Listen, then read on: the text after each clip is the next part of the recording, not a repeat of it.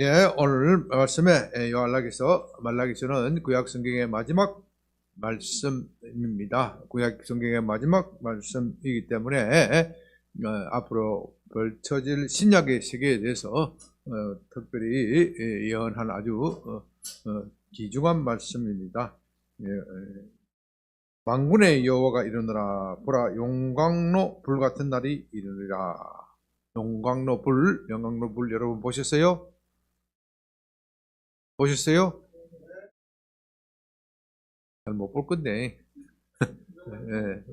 텔레비나 사진에서 유튜브나 동영상에서 보면 정말 지글지글 용광로에서 모든 것들 용광로에 가면 다 들어가면 녹아버린다.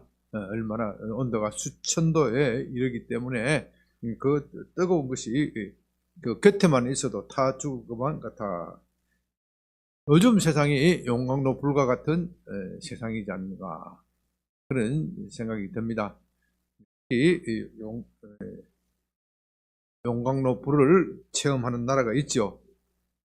어떤 나라일까요? 네? 지난주에 베들레헴이 거기서 왜 베들레헴이 왜 나와? 베네수엘라가 정말로 용광로 불과 같이 뜨거운 핫 이슈가 되어 있고, 앞으로 또 베네수엘라가 어떻게 변해갈지 참 걱정스러우면서도 좀 잘 돼야 될 건데 그런 생각이 듭니다. 이번 주에는 또 어떤 나라 그랬어요? 네? 이란을 보니까 뭐 정말 오늘 보니까 뭐 유혈 참사가 일어나서 수십 명이 죽었다. 수십 명이 죽었다. 그러니까 미국이 이제 곧 개입하겠다. 뭐 전쟁을 하든지 폭격을 하든지 국민들을 그렇게 죽이는 것을 그대로 좌시하지 않겠다. 뭐 트럼프 대통령이 그렇게 발표한 것이 보도가 되었습니다. 정말 세계가 용광로 불과 같이 끓고 있습니다. 용광로 불 끄는 선 곧 심판의 불을 말하는 겁니다. 심판의 불. 마두로 대통령이 그렇게 철옹성같이 자신을 둘렀지만은 그러나 그 자신이 심판의 불이 임할지를 꿈에도 생각하지 못했을 것입니다. 그렇게 돈도 많고 권력도 많고 자기를 지켜줄 군대가 많지만은 날 그것들이 다 무용지물 되는 날, 용광로 불 심판을 말합니다. 심판이 오면은 어떻게 돼요? 교만한 자와 악을 행하는 자는 다 지푸라기 같을 것이다. 지푸라기가 용광로에 들어가면 어떻게 됐어요? 흔적도 없이 사라지는 것 같이 그들이 다 불살라진다. 이르는 날에 그들이 살라 그 뿌리와 가지를 남기지 아니할 것이로되 재만 남게 되는 것이다. 그 이전의 모습은 전혀 찾아볼 수 없을 것이다. 세상의 권력과 세상의 부귀와 영화는 다 그런 것입니다. 이 말세에 하나님께서 반드시 세상을 심판하실 것인데 세상에서 자랑하던 그런 것들은 다 없어질 것이다. 2절에는 내 이름을 경외하는 너에게는 어떻게 해요? 공의로운 해가 떠올라서 치료하는 광선을 비추리니 너희가 나가서 외양간에서 나온 송아지같이 뛰리라. 여러분 송아지 보셨어요? 요즘 뭐 도시에서 자란 사람들은 송아지 볼 기회가 없지만은 시골에 송아지를 보면 어때요? 네? 가만히 있질 않아요. 가만히 있지 않고 지 맘대로 뛰노래 송아지는. 왜 그래요? 네? 힘이 펄펄 넘쳐서 생명이 펄펄 넘쳐서 가만히 있지를 못하고 조금이라도 하면은 자기 마음대로 이리 갔다가 저리 갔다가 뛰노는 겁니다. 그런데 이 송아지를 외양간에 가다 놨으니까 얼마나 갑갑하겠어요. 그 송아지를 그 외양간에 가다 놨다가 풀면 어떻겠어요? 풀어놓으면 난리가 나는 거예요. 난리가 나. 온 세상이 자기 거인 것처럼 이리도 가고 저리도 가고, 그것은 생명이 약동하는 것을 뜻하는 겁니다. 우리 여기서 공의로운 해가 떠올라서 치료하는 광선을 비추는다. 공의로운 해가 떠오르고 광선을 비추신다는 것은 곧 예수 그리스도께서 나타나실 그것을 말씀하십니다. 예수 그리스도는 공의로운 해이고 치료하는 광선이다. 치료하는 광선. 여기서 그러니까 여기서 광선은 곧 예수님을 상징하는 것이고, 좀 더 구체적으로는 하나님의 말씀을 상징하는 겁니다. 말씀. 요한복음 1장 1절에 보면 대초에 뭐가 계셨다고 그랬죠? 말씀이 계셨다. 말씀이 곧 생명이고 생명이 곧 빛이다. 요한복음 1장 한번 펴보세요.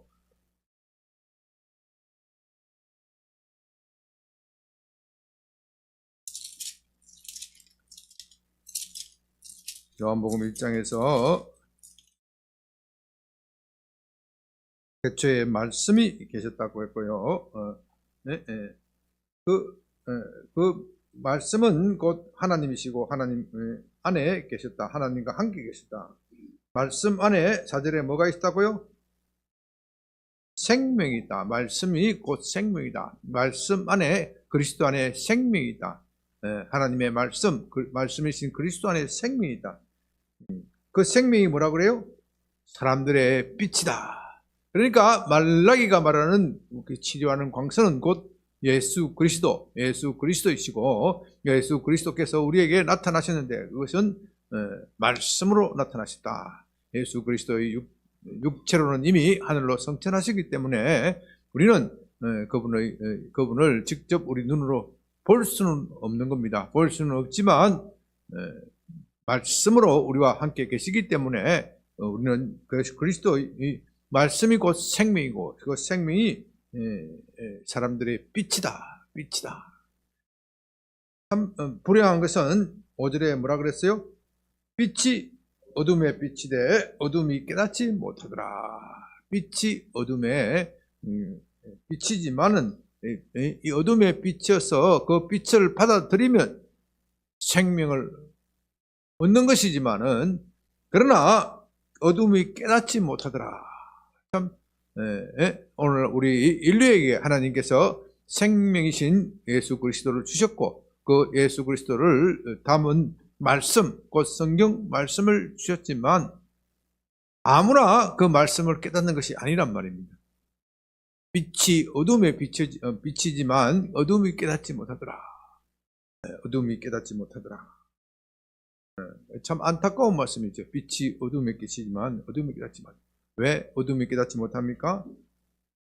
그 마음에 교만한 마음과 악한 생각이 있기 때문에, 교만한 마음과 악한 생각이 제거하지 않으면은 아무리 성경을 읽는다고 해도 그 눈에 비늘이 있는 것 같이 깨닫지 못하고, 오히려 그 성경을 읽은 것이 독이 되어서 항상 남을 판단하고 비판하는 사람이 되는 겁니다.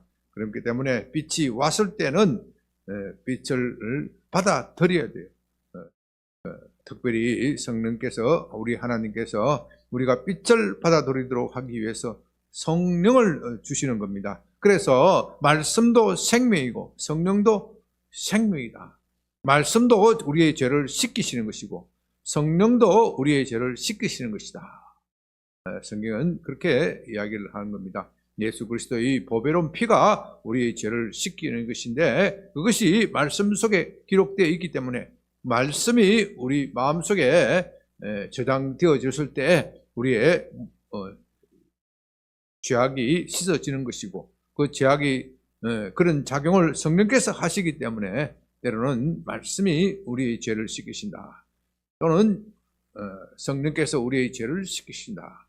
그렇게 표현을 하는 겁니다. 그리고 말씀은 또한 성령께서 기록하게 하셨기 때문에 그것들은 본질은 같은 것이죠. 빛이 어둠의 빛이 돼 어둠을 깨닫지 못하더라. 오전에 우리가 주님 기도와 치유, 기도와 병의 치유에 대해서 배웠는데 참 이것을 아무리 듣고 배워도 그것을 내 삶 속에 활용하지 않으면 소용이 없어요. 내 삶 속에 그것을 받아들이고 활용해야 돼. 그리스도께서는 우리를 영혼의 질병을 치료하는 광선 생명이시죠. 광선 생명이시지만 이것이 우리 삶 속에 활용되지 못하면, 듣기만 하고 활용되지 못하면 어떻게 돼요? 빛이 왔지만은 어둠이 깨닫지 못하는 상태가 되는 것이에요. 그렇기 때문에 오늘 교회에 참석하신 여러분 모두에게 지금 생명의 빛이 임했어요. 임했지만 내가 그것을 받아들이고 활용하지 못하면 오늘 요한복음에서 1장 5절에서 말한 바와 같이 빛이 어둠에 비쳤지만, 빛이 내 가운데 비쳤지만 내가 깨닫지 못하니 생명을 누리지 못한다.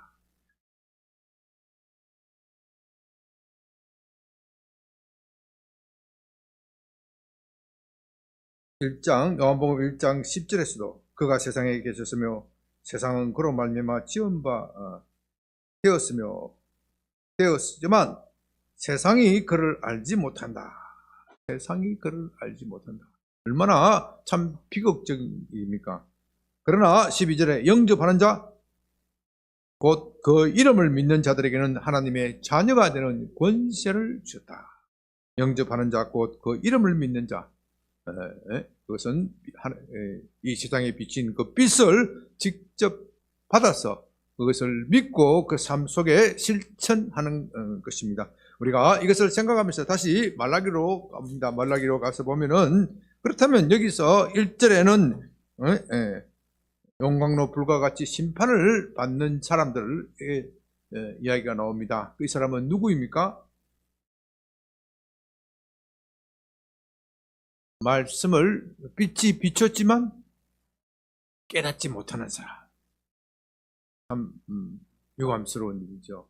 교회 예배에 참석하고 참 진리를 알기 위해서 왔지만은 끝내 진리를 발견하지 못하는 사람, 진리를 찾지 못하는 사람, 예수 그리스도의 생명의 빛을 누리지 못하는 사람. 이 사람은 교만한 자, 악을 행하는 자, 다 지푸라기 같이 될 것이다. 다 지푸라기 같이 될 것이다. 때가 이르면은 그들을 불에 살라서 뿌리와 가지도 남기지 않을 아주 죄만 남게 될 엄중한 심판을 받게 될 것이다. 엄중한 심판에 대해서 말하고 있고요. 반면에 영접하는 자, 그 이름을 믿는 자들에게는 2절, 내 이름을 경외하는 너희에게는 공의로운 해가 떠올라서 치료하는 강선을 비추리니 너희가 나와서 외양간에서 나온 송아지 같이 뛰놀리라.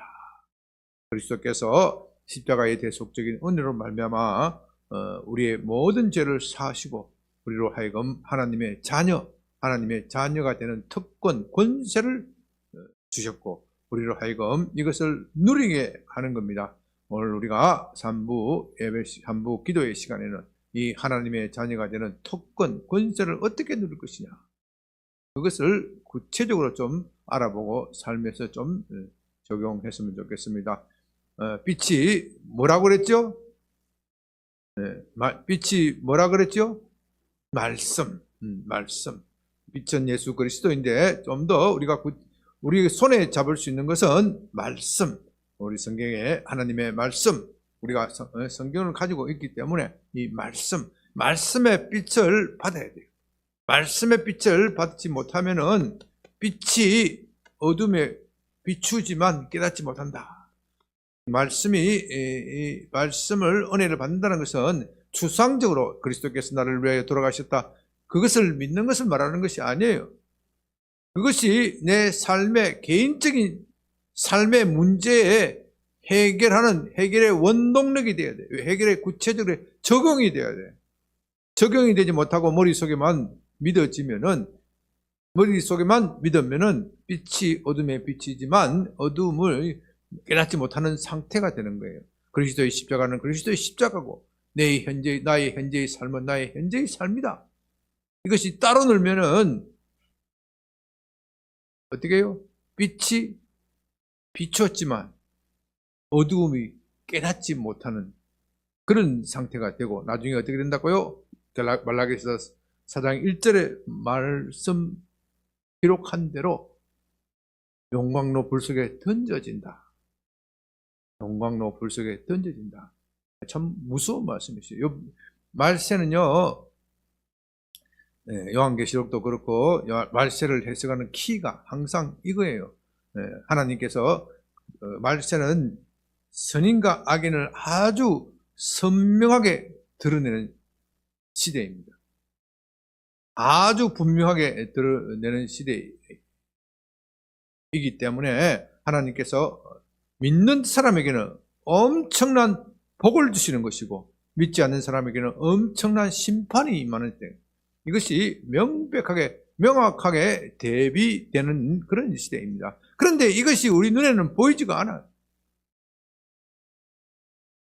우리 눈에는 믿는 사람이나 안 믿는 사람이나 다 똑같은 것 같고, 심지어 믿는 사람이 더 불행을 당하는 것과 같은 그런 모습을 가지고 있는 겁니다. 그러나 주님께서 때가 되면은 모든 것을 명명백백하게 가리실 거예요. 그래서 요한계시록에 말하시기를 그를 찌른 자도 볼 것이다. 보라, 그리스도께서 재림하실 때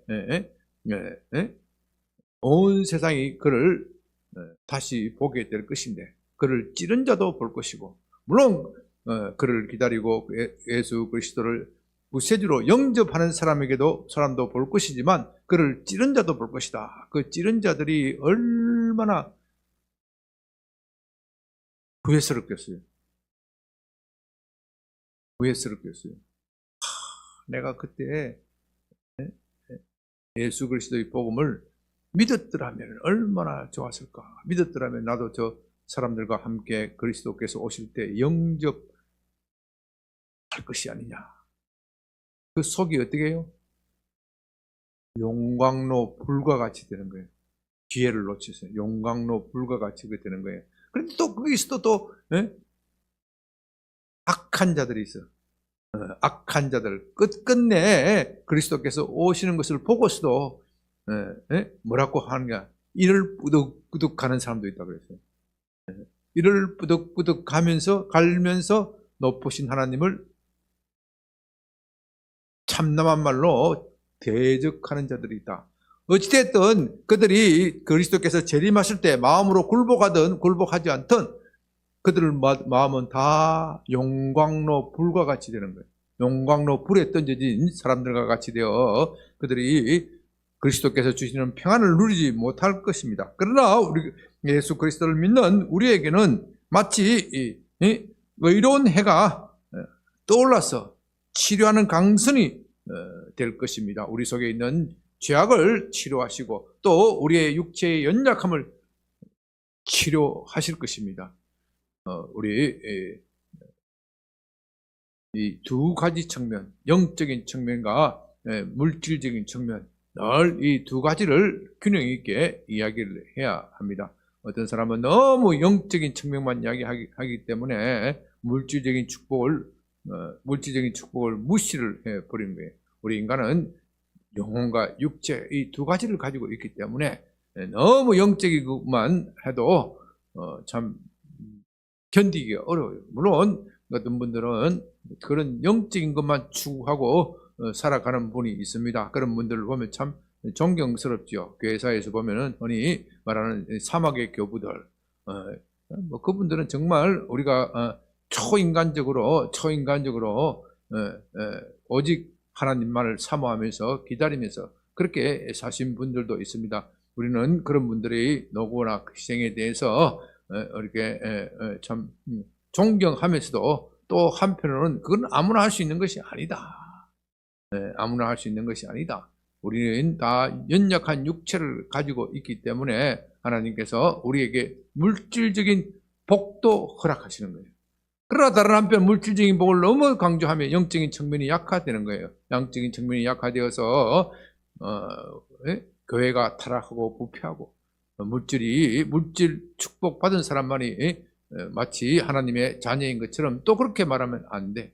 그래서 그리스도께서 말씀하시기를 너희가 나를 따라오면은 너희가 나를 위하여 이 세상이나 아비나 자식이나 집이나 전토를 벌이면 이 세상에서 몇 배를 보상받는다 그랬죠? 예? 몇 배 보상? 잘 모르시나요?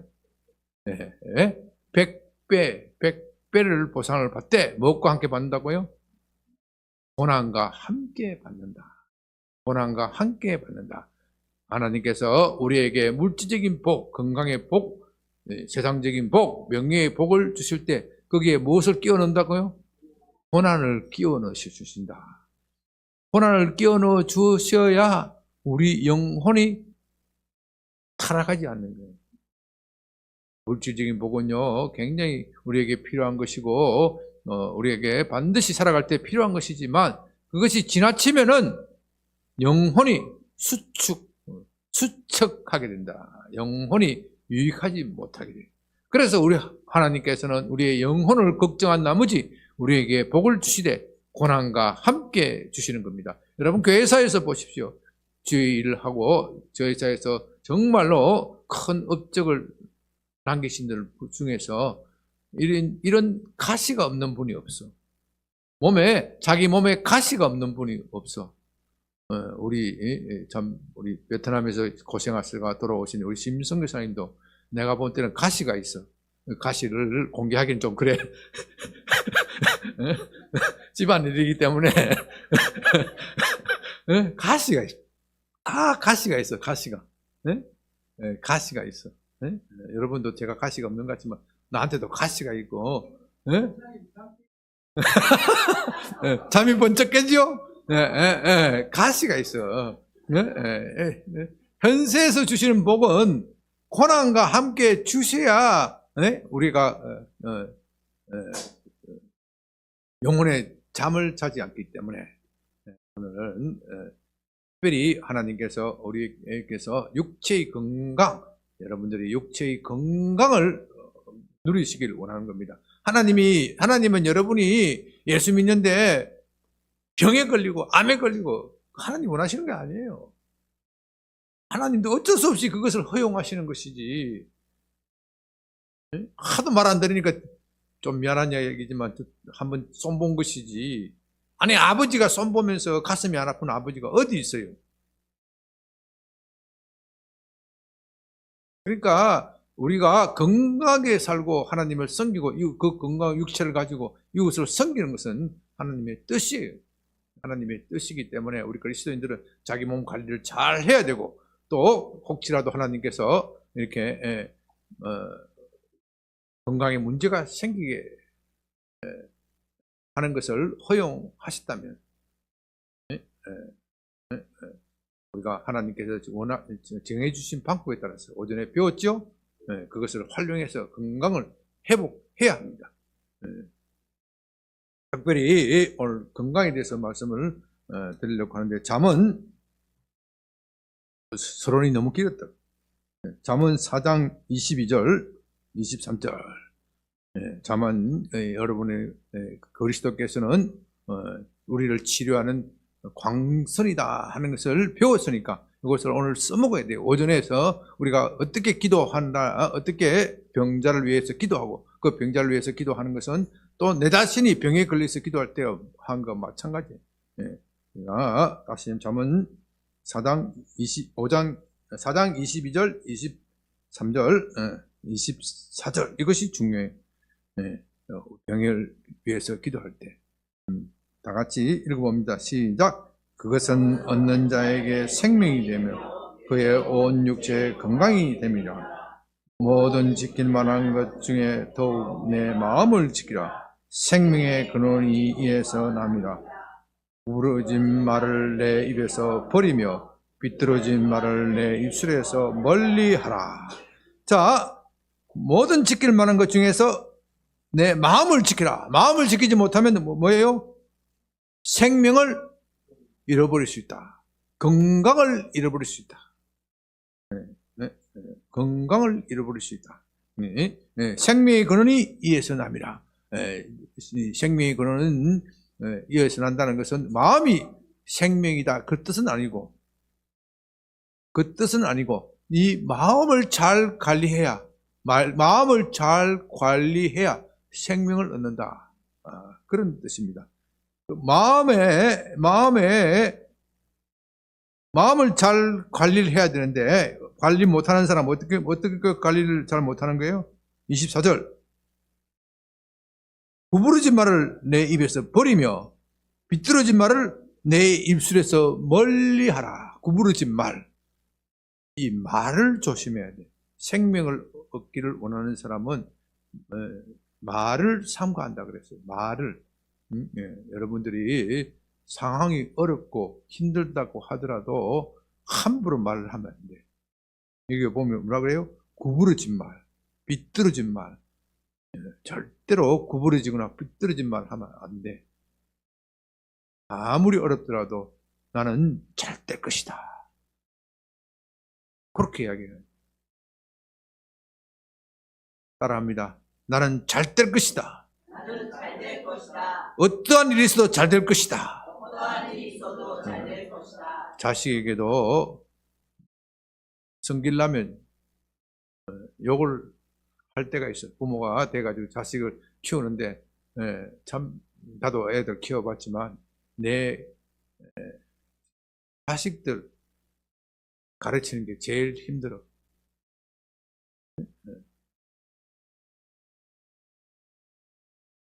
내 자식들을 부모가 공부도 많이 하고 했으니까 수학도 가르쳐주고 영어도 가르쳐주면 과외비도 안 들고 하면 얼마나 좋겠어요. 못 가르치겠더라고. 왜? 성질 나서 안 되겠어요. 성질이 나서 안 돼. 네? 차라리 돈 들어가지고 과외고 학원 보내기 낫지. 그놈하고 싸우다가 성질만 버리고. 자식은 그만큼 말하기가 힘들어. 왜? 자식에 대한 기대가 있고 애정이 많기 때문에 저놈이 저렇게 꼭 해주길 바라는데 안 그런단 말입니다. 그럴 때 구부러진 말, 어떤 말이 있어요? 이 망할 놈아! 나가서 쳐 죽으라. 나가서 뒤지라. 완전히 이거는 뭐 비뚤어진 말이지. 이게 비뚤어진 말이야. 비뚤어진 말. 구부러지고 비뚤어진 말이에요. 그렇게 하면 자식이 어떻게 돼요? 구부러지고 비뚤어지지.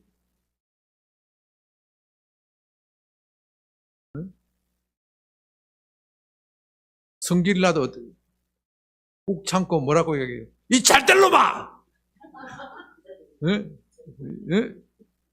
이 복받을 놈아! 욕을 하더라도 그렇게 이야기하란 말이에요. 무슨 말씀인지 알겠어요? 그것이 생명을 낳는다는 거예요. 생명나. 너 잘될 놈나! 잘 된단 말이죠. 망할 놈아! 그런 소리 하지 말란 말이죠. 어디 나가 쳐 죽으라 그런 소리 하지 말고 나가서 잘 되어 돌아와라! 이야기해야지. 요왕 하려고 그러면은, 그러니까 구부러지고 비뚤어진 말을 하면은 그 자식의 영혼에 상처를 입어.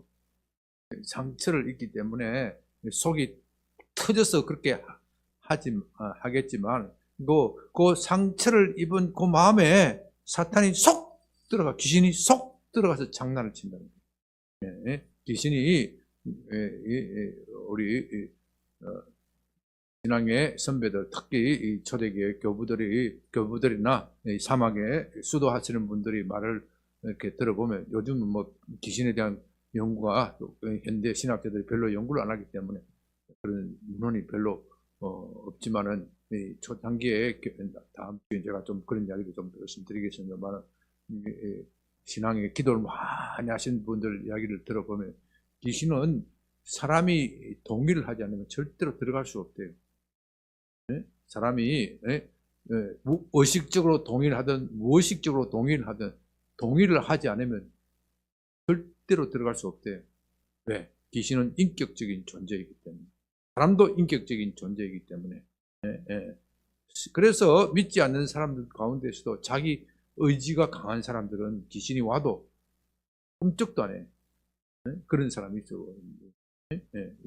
믿지 않는 사람들도 귀신에 끌려다니는 사람은 되게 마음이 약한 사람, 남의 말에 잘 휘둘리는 사람, 그런 사람들이 귀신에 잘 휘둘리는 거예요.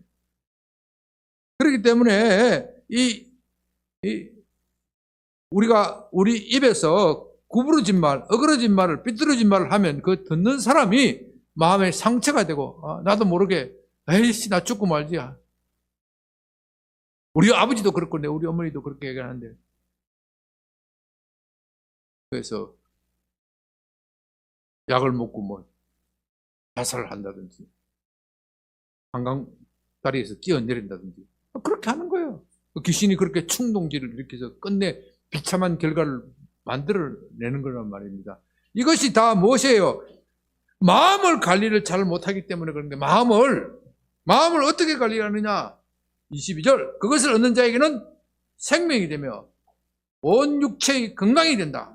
여기에 온 육체, 육체는 육체, 우리 몸의 건강이다. 마음의 관리를 잘하면 건강, 생명이 되고, 마음이 생명이 된다. 생명의 특징은 기쁨이 기쁨. 마음이 기뻐지고, 또 어떻게 해요? 건강해진다. 무엇을 얻는 거예요? 그 앞에 구절에 있어요. 21절.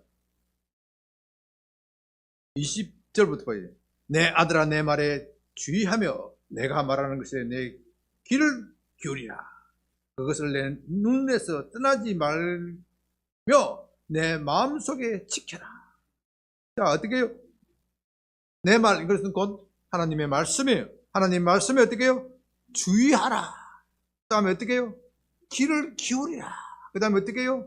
눈에서 떠나지 말게 하고, 어떻게 해요? 마침내 마음속에 지키게, 마음속에 지켜라. 이 말씀이 그냥 듣기만 해서 되는 것이 아니에요. 오늘 목사님 말씀하시는 게 너무 은혜롭다.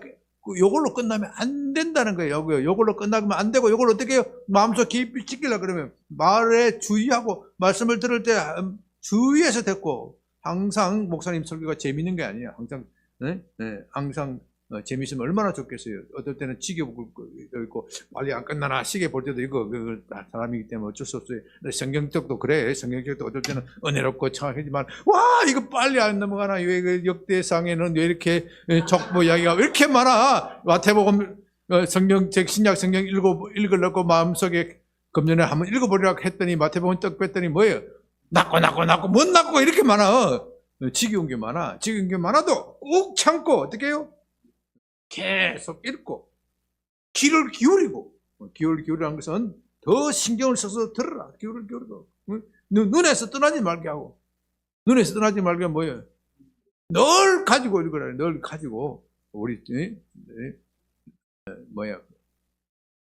말씀 카드를 가지고, 우리가 이걸 가지고 늘 눈에 떠나게 그렇게 할 수는 없잖아요.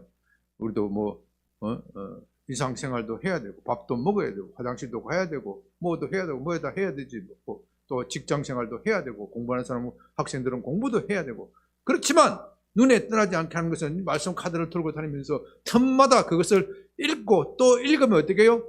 말씀이 우리 마음속에 들어와서 우리 마음속 깊이 들어오게 되면 이 부정적인 생각이 자꾸 밀려가는 거예요. 그래서 말씀이 우리 영혼을 씻긴다는 것은 바로 그런 뜻이에요. 우리 영혼 속에 부정적인 생각, 제약된 생각, 그런 것들이 너무 누더기 같은 마음들이 너무 많아. 그러나 이 말씀을 자꾸 씻으면은 깨끗한 생각. 나는 안 되지만 하나님은 된다. 내게는 불가능하지만 그리스도 안에는 불가능한 것이 없다. 이것이 자꾸 마음속에 쌓여져야 돼. 쌓여지면은 입에서 부정적인 말이 안 나간다 이 말이에요. 그래, 맞아. 우리 새끼들 볼 때 네가 안 되는 건, 네가 지금까지 못한 건 내가 너한테 교육을 잘못 시킨 탓이야. 내가 너를 위해서 기도할게. 아이들 보면요, 게임 중독에 빠진 애들이 많아. 젊은 애들은 게임 중독. 아무리 게임 중독 끊으려고 핸드폰 뺏어봐도 싸움 나고 나중에 칼부림 나. 부모를 죽이려고 덤벼들어. 세상이 그런 거예요. 그러니까 그런 거 가지고 아무리 싸워도 안 돼. 안 돼. 그렇지만은 기도하고 또 기도하고 그렇게 하면은 자꾸 아이들 마음속에 하나님이 역사를 하시는 거예요. 왜냐하면은 이 중독이라는 것은 영적으로 보면요, 영적으로 보면 귀신이 그 안에 또아리 드는 상태.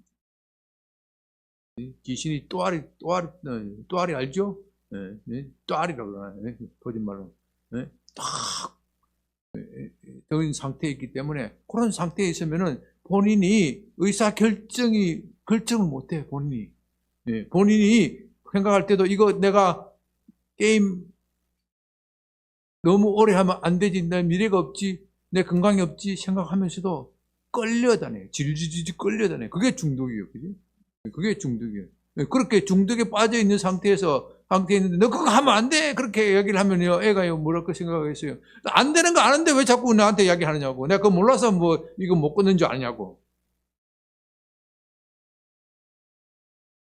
어릴 때 나한테 왜 게임기를 왜 사줬어?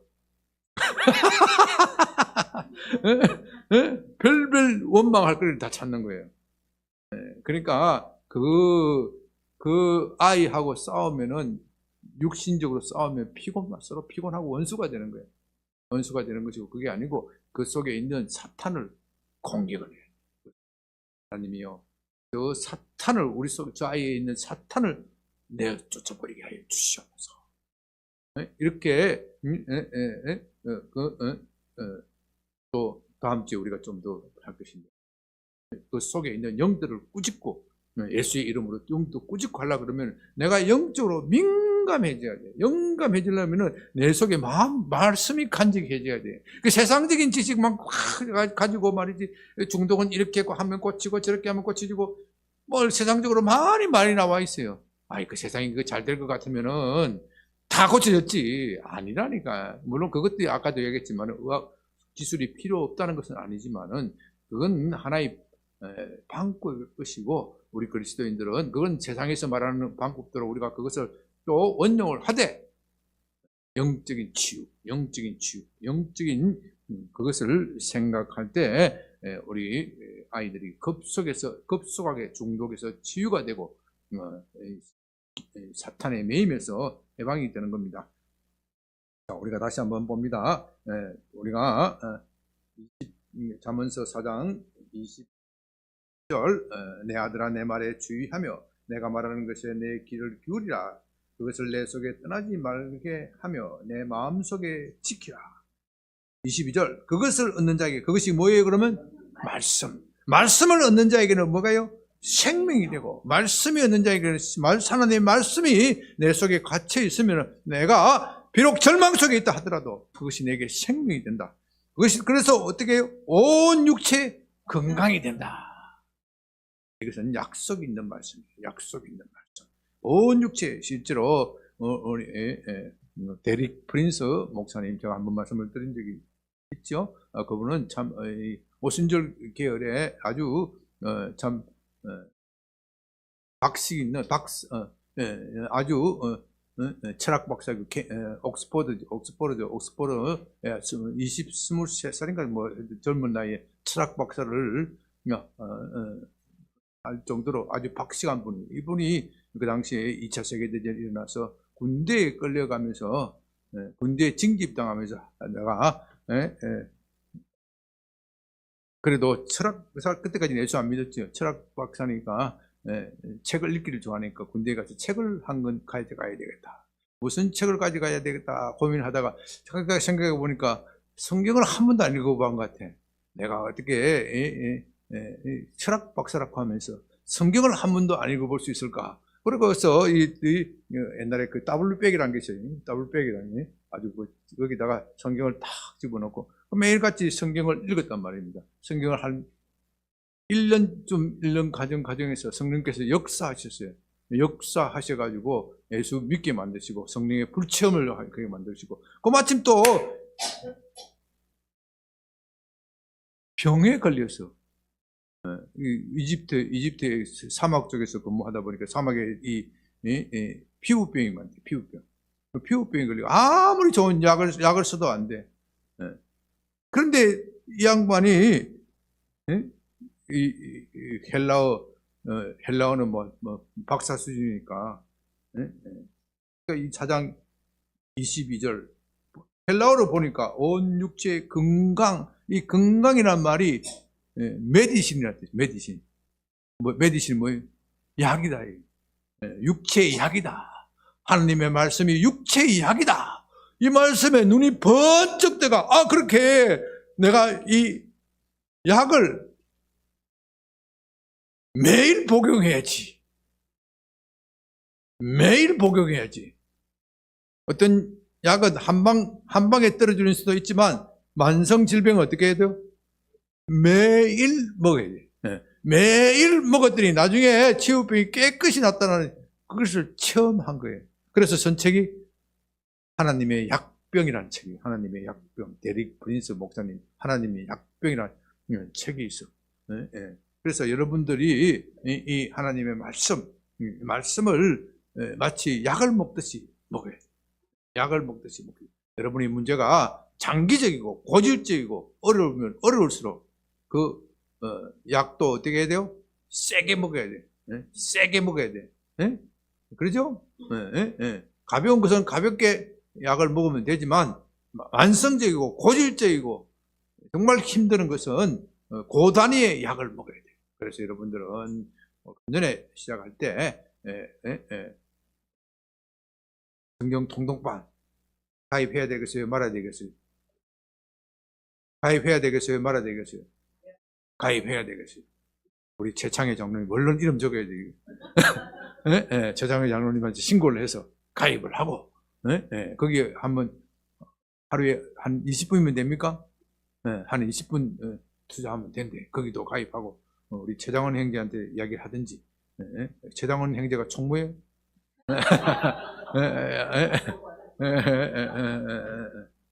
우리 최네 완전히. 우리 최장로님이 회장이에요, 회장. 그러니까 얼른 가입하고, 우리 김영신 선교사님은 감독관이에요, 감독관. 이렇게 해서 하고, 또 교회에서 나눠주는 우리 말씀 카드, 또 여러분들이 또 개인적으로 말씀에 은혜 받은 거, 오늘 또 특별히 설교할 때 은혜 받은 거, 온 육체의 건강이다. 이걸 뭐 성경에다가 동그라미 쳐놓고, 온 육체의 약이다. 약이다. 메디신이다. 메디신. 하나님 말씀이 메디신, 약이다. 왜 약이냐? 이 하나님 말씀을 먹을수록 무엇이 생겨요? 믿음이 생겨요. 믿음이 있어야 기적을 본다 그랬잖아요. 믿음이. 원리가 다 있어. 믿음이 있으니까. 그렇게 여러분의 삶의 문제에 적용을 해야 돼요. 여러분의 아이가 아프다든지, 아이가 정말 어그러지로 길을 나간다든지, 여러분의 삶 속에서 일이 안 풀리는 문제, 거기에 적당한 말씀이 있어. 그 말씀을 찾아서 그것을 계속해서 반복해서 읽고 그렇게 믿음을 가지고 기도하면 하나님께서 풀어주실 것을 믿습니다. 우리 오늘 시간 기도할 때 여러분 삶에 있어서 무슨 문제가 있는지, 금년에 이 하나님의 말씀을 잘 먹고 회복되고 큰 기적이 일어나도록 기도 제목에 대해서 다시 한번 내게 이 소원을 이루어 주시옵소서.